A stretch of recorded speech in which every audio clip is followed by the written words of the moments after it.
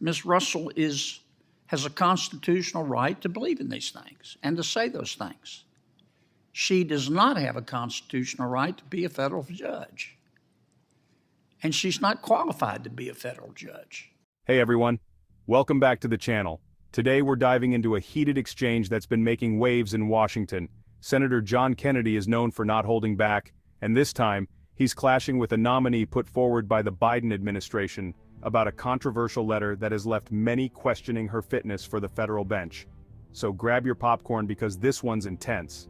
Sarah Russell, Biden's nominee for a federal judgeship, signed a letter addressed to the governor of Connecticut during the height of the COVID-19 pandemic. The letter wasn't just any letter, it called for the immediate release of everyone incarcerated in the state. Yes, you heard that right, everyone, from those awaiting trial to those already convicted.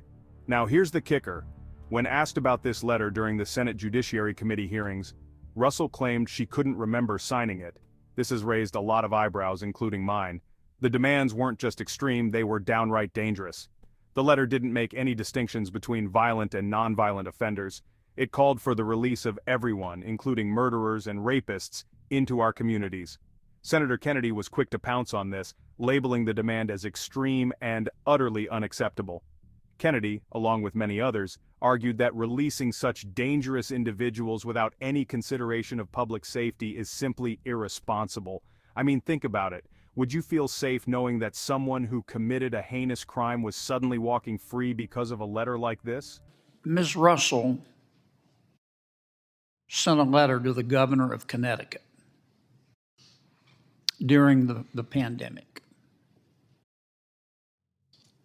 Here's what she said, quote, "As they stand, prisons and jails are detrimental to public health and human rights and disproportionately harm marginalized communities, including Black, brown, indigenous, and other communities of color, immigrants, people with mental illness, people with disabilities, people in the LGBTQ plus community, people who use drugs, people engaged in sex work and street economies, and people experiencing houselessness and poverty."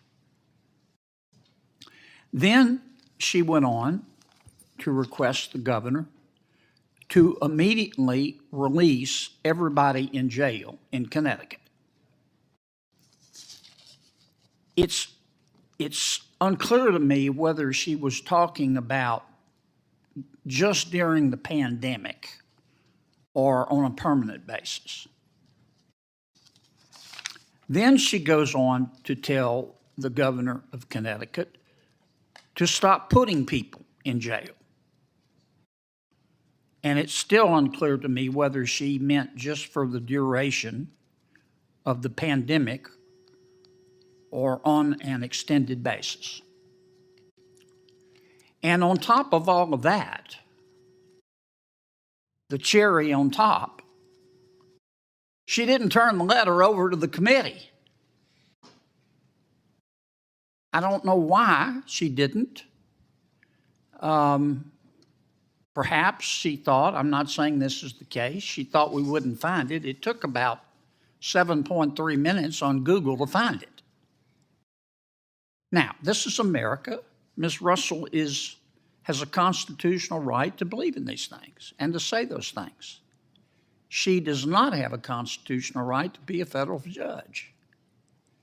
And she's not qualified to be a federal judge if those are her beliefs. How can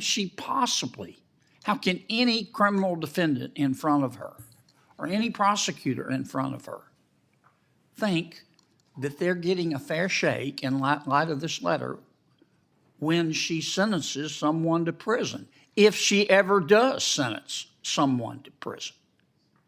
It's just simply breathtaking.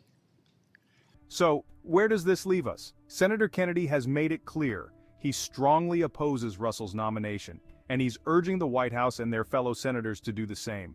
He believes that someone with such controversial and extreme views shouldn't hold the power to decide the fate of others in a court of law.